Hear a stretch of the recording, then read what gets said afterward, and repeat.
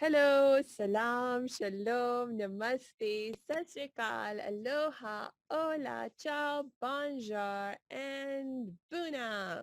I'm so happy to be with you today, and I'm extra happy because I have Jess Johnson with me today, and Jess is a life coach and EFT practitioner, and I'm so excited to be talking with you today, Jess. Welcome.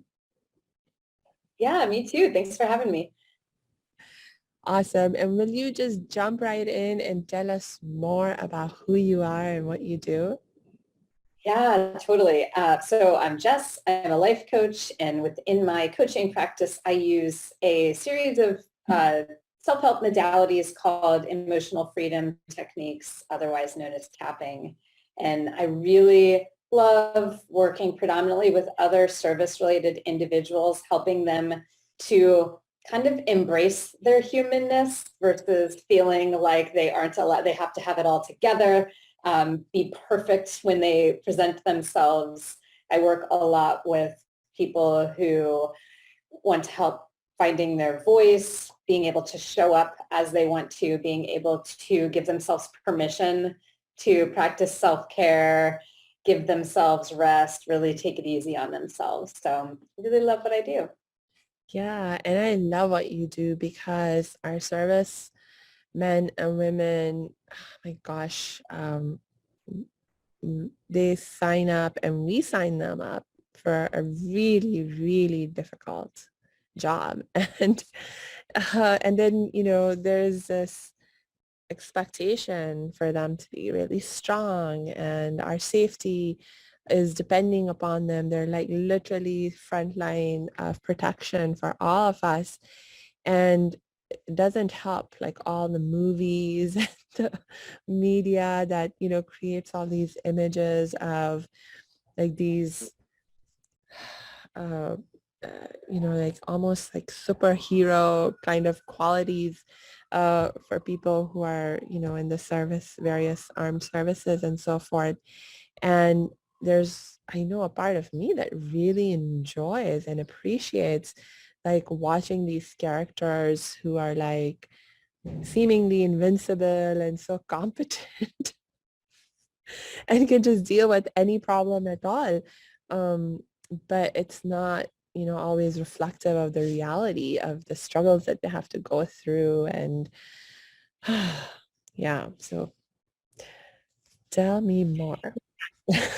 Oh, no, it's kind of interesting, like, because I know obviously we've had conversation or very extensive conversation before here. So for anybody listening, I'm also a veteran. I'm an Army veteran. I served 5 years in the armed forces as a licensed clinical social worker. I was a therapist.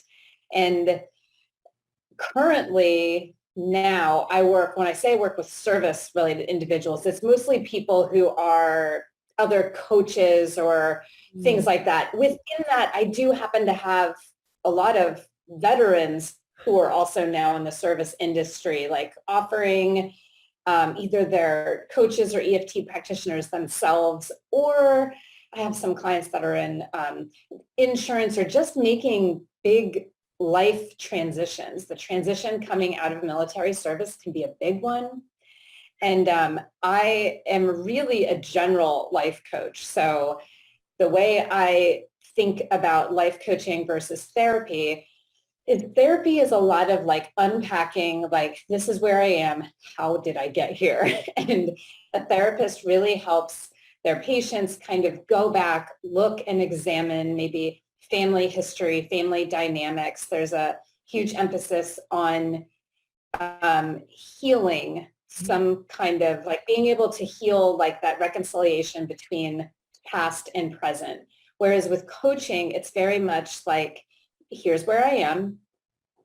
I think I understand how I got here. A lot of times because of my history as a therapist, I attract a lot of people who've had a lot of therapy and they feel as if they've had a lot of progress there, but they're also not where they want to be in life. And so as a coach, we focus on, here's where I am right now. Where do I want to be?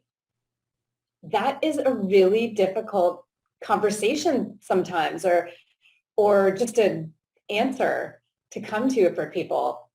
When you ask somebody like, hey, well, where do you want to be or what do you want to do? Oftentimes what I get is like a lot of answers about why it's not possible. Well, I would love to be making X amount of money, but there's no way I can do that. It's too much. Well, I would love to be in a different career, but I've invested way too much in where I am now. It's all of these answers that, are in the way. And so I love to think that one of my specialties as a coach is being able to help people slow down Mm.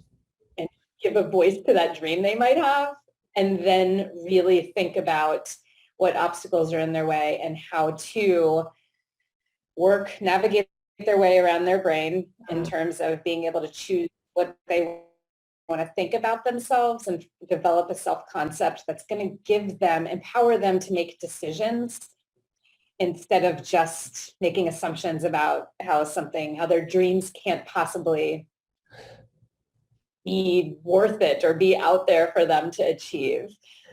Yeah. Oh my gosh. Thank you, first of all, for clarifying what you meant by service, because you're exactly right. Because of how I know you and who I know you to be, when you mentioned the word service, I immediately, my mind went to armed services. Thank you for clarifying that you were thinking about it in a broader context. Yeah, You're totally. so right. You're so right about, oh gosh, I love the distinction you drew between therapy and the coaching approach. I think that for me is also very much how I distinguish between the two. Um, Mm. yeah.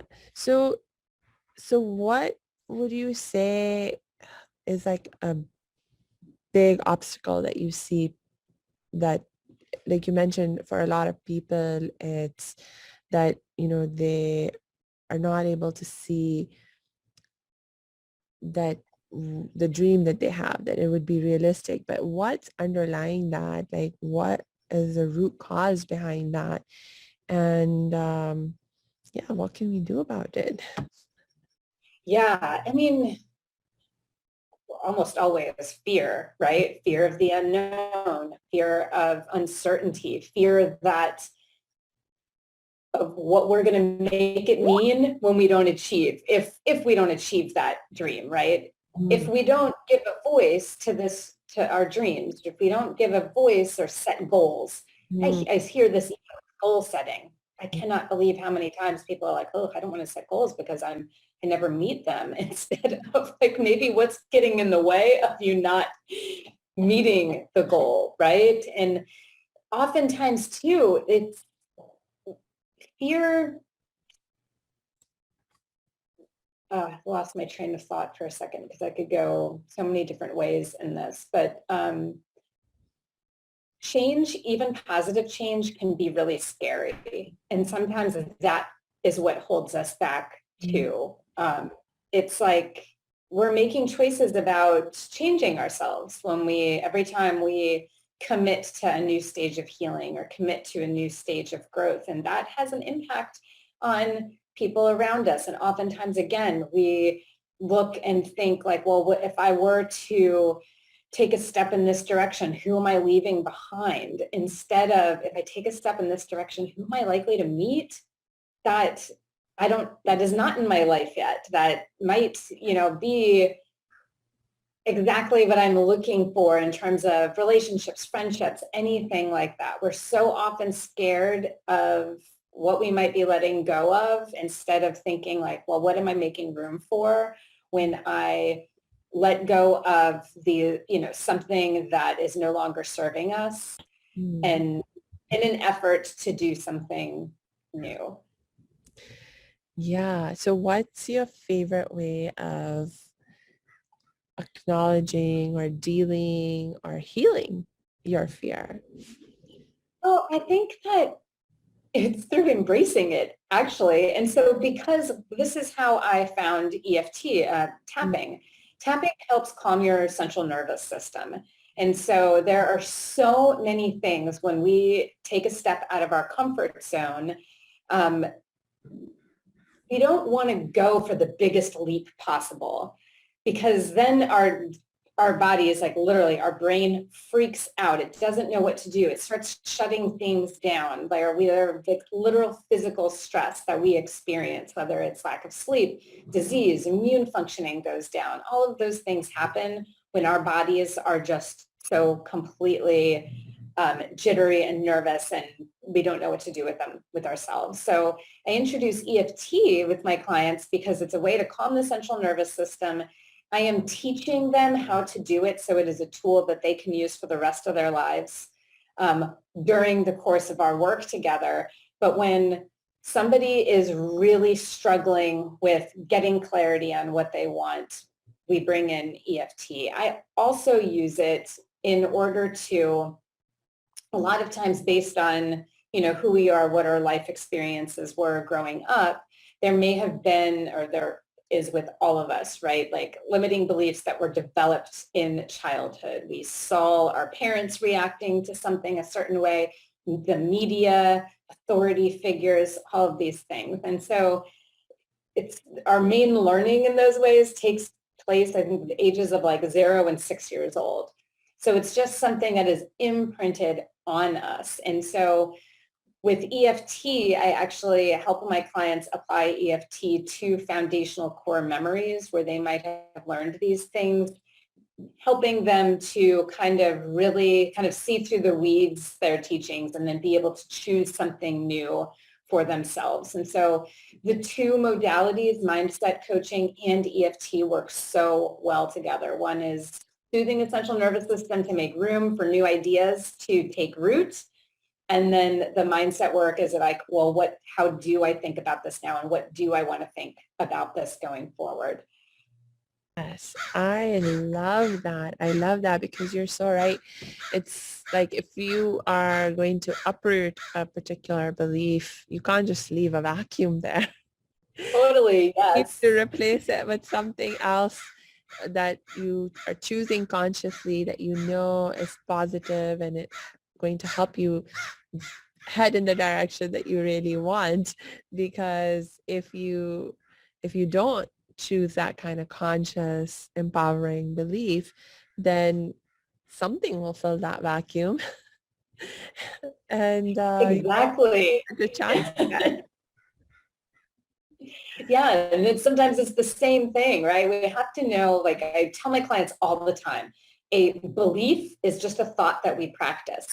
And we practice our thoughts so often that they become truth, right? And truth is very different than facts. Yeah. Truth is something that, a truth can be true for every single one of us, but not your truth, Mm. not my husband's truth, not my friend's. That's very, what's the word, pertinent to me. I like to make up my own words sometimes. I know that's not a made up word, but I like to make up how I use them. But I think you're picking up what I'm putting down. Yeah. But facts are something that, court of law can be proved on. Most people can see the same thing, come to the same perspective or assumption or truth for themselves. So it's very different. And I Mm. love to remind everybody, even people who already practice EFT, that emotional freedom stands for the freedom to feel your emotions and know you're not going to die, not freedom from your emotions. We're human beings. We don't know that we are happy if we don't have sadness. We don't know we're brave if we don't have fear. We don't know, like, if we're doing something new or can feel that excitement without that piece of anxiety. And sometimes we immediately categorize those emotions like fear and anxiety as like, oh, I'm anxious, gotta stop. Instead of, I'm anxious, this makes sense because I'm getting ready to do something new. I don't know what's on the other side of this, and it's okay. I can be anxious and move forward, not, oh, gotta be anxious. Stay right here then. Alert, danger. Yes. Oh my gosh. I love that perspective that you're bringing in. And I so appreciate it because I also really, really have come to value my emotions. Every single emotion that I have, I'm like, thank you. Thank you, emotion, because it's giving me some really important feedback, and especially the negative emotions. We don't want to feel them because it doesn't feel so good to be feeling sad or afraid or, whatever other emotion we think of as negative. However, it's just trying to help us in some way by giving us some really important bit of feedback. And so with EFT, I know one of the goals is that you just let yourself feel it. And as you let yourself feel it, that is actually what allows it to resolve and go away. Yeah, it's the feeling and also the acceptance of the feeling that is the most important part of EFT, is that you're not waiting. You're not saying, like, even though I'm feeling really scared because I've got this new opportunity and I'm feeling conflicted about that or whatever it is, I know I'll feel better, in a week or two once I make the decision, and that's when I'm going to accept how I feel. With EFT, you accept your fear, you accept whatever piece of it is that doesn't feel super comfortable to you in the moment, and then I accept myself and how I feel. Yeah. So it's the acceptance of you with whatever emotion you're experiencing that then allows you to process and move forward. And that doesn't mean that immediately you might not feel any of that motion Yeah. again. I worked with somebody around fear, like getting ready to have a medical procedure in a couple of weeks. And so we did some work the other day, and she was like, came to this, she was like, well, the fear is still there, but of course I'm getting ready to go into a medical procedure where one of the risk factors is death.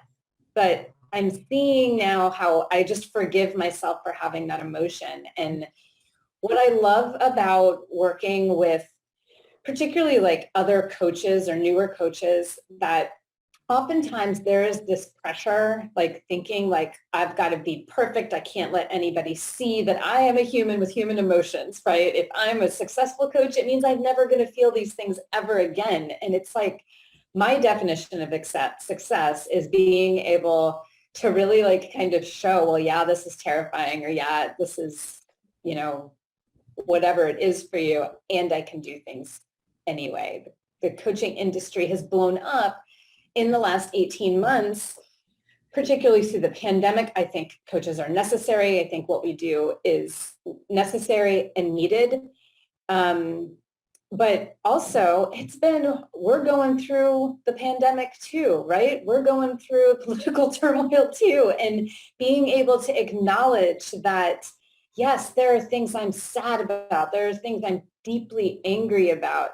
And I can still show up every day for myself or my clients in all of those things. Yeah. No, I know what you're saying, and I can relate to what you're saying, because I know when I first started coaching and training and healing, I was genuinely in a super, super positive place in my life.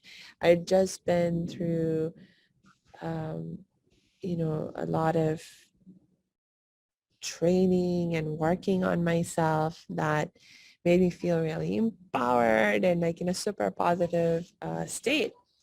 And I was like, yeah, I don't see problems. I only see opportunities. Yeah, And I still, I remember those days. and I had this like sense of, okay, well, I'm a happiness expert now, and I theoretically know how to only see opportunities and not see problems. And so I was sort of like, when I did see a problem, I sort of put a certain amount of unconscious pressure on myself to be like, no, what's up? Why am I feeling down or anxious or whatever? I shouldn't be feeling this way. I know better. I can do better. And trying to immediately sort of move into that happy, empowered state without properly acknowledging and understanding what my feelings were trying to share with me in terms of why I'm feeling stressed or anxious and so forth. And so it took me a little while to realize that, wow, I'm actually doing in some ways the opposite of what I learned about how to be emotionally healthy. And I wasn't applying that to my own self in that particular context. And now I talk about, I'm like, yeah, I still like to claim the fact that, like in terms of creating that reality for myself that, yeah, I see opportunities. I don't see problems because I want to be in that. And at the same time, now when I feel something that is disturbing my peace or something, I make sure I take some time um, to just be like, do I just want to feel this feeling for a while? And sometimes I actually really enjoy these feelings. Like it adds like like I was talking to my sister the other day who is also a brilliant coach and trainer and healer. And I was like, sometimes I just like to wallow in self-pity. It's fun. Yeah, we get to decide, right? It's like, how long am I going to stay here? And I think Yeah. like we can be realistic, right? There's nothing wrong with like looking at this and being like, well, that is a problem. and and understanding that and understanding like the thoughts around there that's making that a problem. Like we gain awareness Hmm. around issues first, and then Hmm. once we gain awareness of, oh, well, what am I thinking about this right now? Why am I thinking about this as a problem versus an opportunity right now? How is this making me feel? Like getting to know it first and then Yeah. being able to be like, okay, now I can decide how I want to look at this in a way that's going to cause me to take action in a way that is in line with my values. Like Yes. being a human is intentional. Like showing up the way you want to in the world, well, you have to know what that means first. Otherwise, it is kind of willy-nilly, and we look a lot to external validation, or we get so stuck in that judgment of ourselves Mhm. Mhm. when something doesn't go to plan. And Yeah. when you asked about the root cause of things earlier, it always comes back to how we talk to ourselves. Like so I just am such like a radical believer in like being able to love and trust and show compassion for ourselves is the foundation for anything. And we love to extend that everywhere else first and not give it to ourselves. And one of my beliefs that I've been practicing for the last year that has paid off really well for me is that I'm at my best for others when I put my needs first. That has helped me in my marriage, as a family member, in my business, because I firmly believe that. And I cannot go out and coach others to love themselves and get that if I'm not there with me first. And being able to like catch ourselves, like we're always going to have thoughts. Our brain is always going to offer up all the reasons why we're crap at something first. And being able, instead of like jumping in the pool with our brains and being like, oh yeah, why did we say that? That was so dumb. We're so stupid. We're never going to get this. And just being like, hey brain, see what you're doing here. This is not the way we want to think about ourselves. This is not the way we talk to us, you know? Yeah. Oh my gosh. That's actually one of the things I love so much about you, Jess, is this emphasis that you have of how important it is for us to be self-compassionate. And, one of the things I was realizing just a few weeks ago, I did an interview. Actually, um, um, I was, shucks. So a few weeks ago, I did an interview with another coach, and she was talking about this idea called intuitive eating. And I'd never heard of Mm-hmm. that concept before. And I was just realizing and recognizing that, so in the context of intuitive eating, one of the biggest principles that she shared with us in the interview was that, this need for self-compassion and to treat yourself with kindness. And of course, in her case, she was talking about applying it in the context of how we relate to our bodies and how we think about our bodies and how we eat and what we eat and when we eat. And talking to her helped me to realize that there's all these areas of my life where I have already trained myself to think more empowered thoughts, more loving thoughts, more compassionate thoughts. But because I never done as much work on this part of my life where I'm being conscious about how I think about my physical body, and especially in relationship to food, I was actually having thoughts that I didn't even realize were negative. For example, Mhm. I called myself, I said, oh, I used to be really overweight, even obese, and sometimes even now I can struggle with weight issues. And, not even realizing, because this kind of thinking is so normalized in our society, not realizing that there's this underlying negative judgment that I'm imposing upon my body and and it's impacting in a negative way my relationship with my body, you know. Mhm.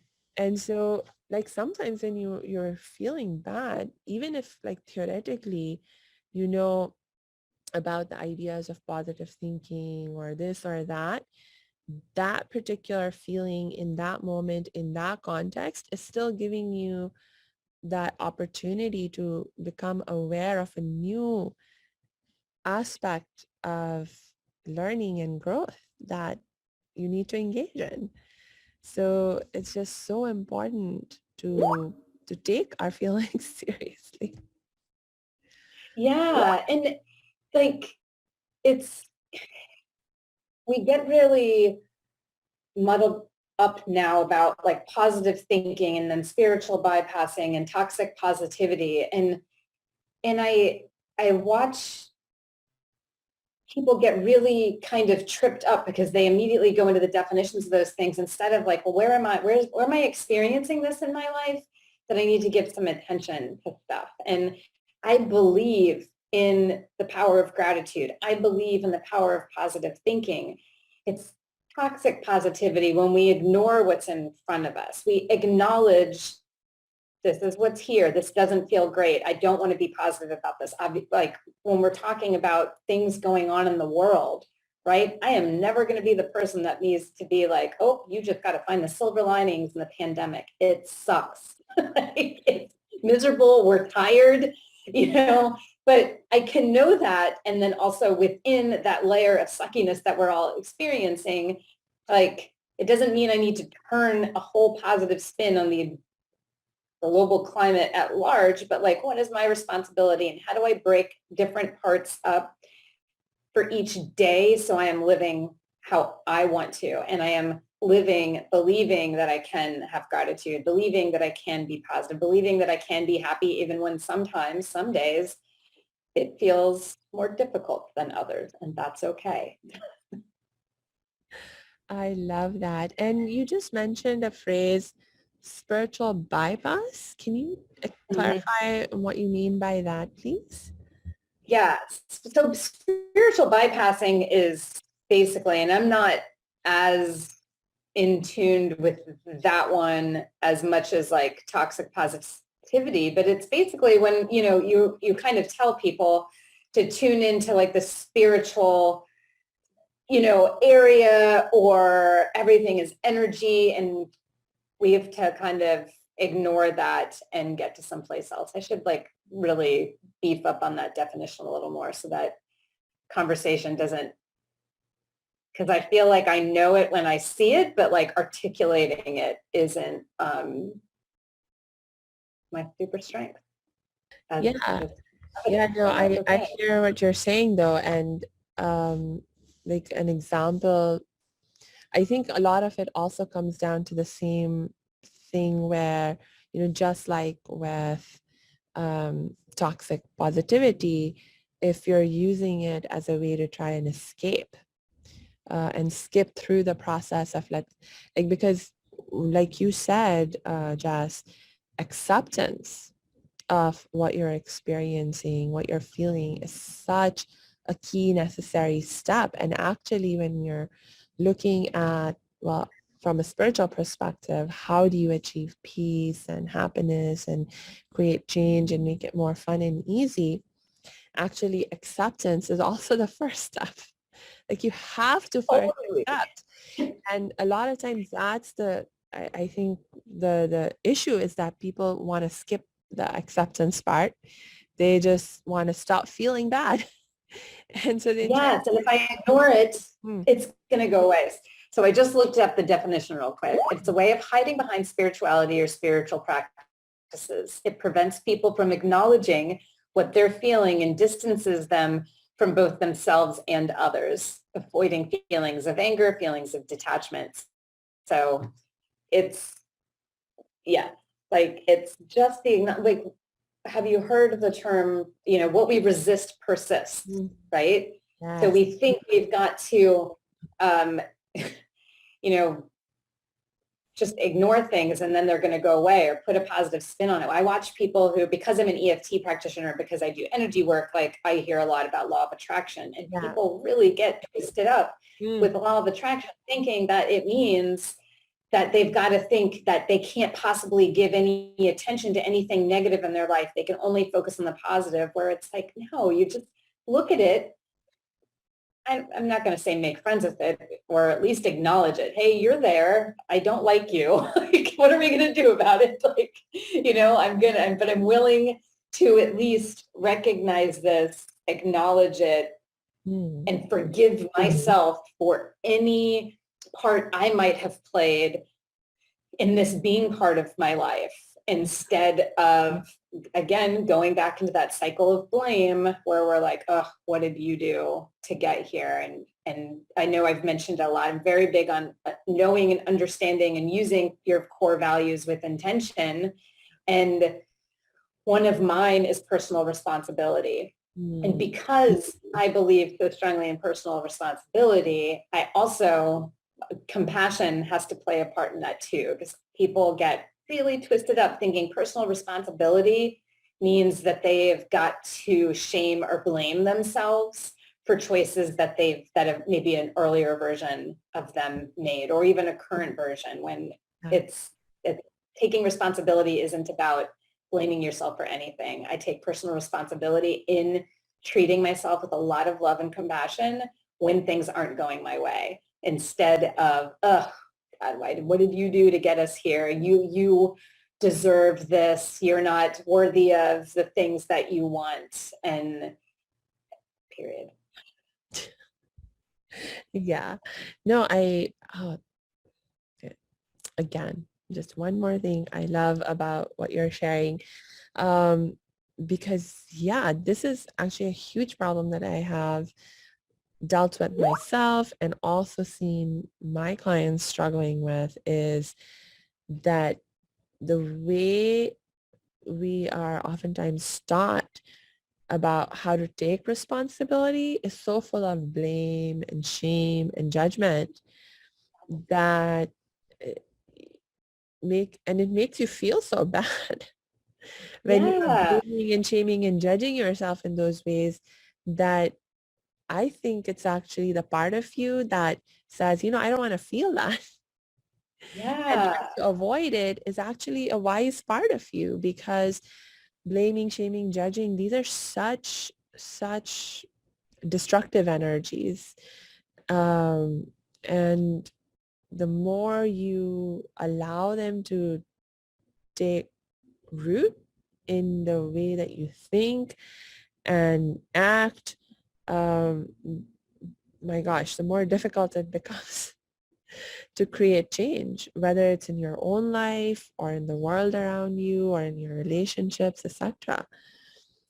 So totally. I think it taps into this other subconscious part of us that a lot of us have, like that this part of us that says we're not worthy of Mm, anything else. And so it's like feeding that part of us. And so when we are subconsciously running on these core beliefs that, well, we don't deserve happiness anyway, we're not worthy of that, and it's giving more fuel to that part of us versus acknowledging, okay, that's there, but I don't believe that. I believe like I'm worth, all the love and compassion and success that I wish for other people too.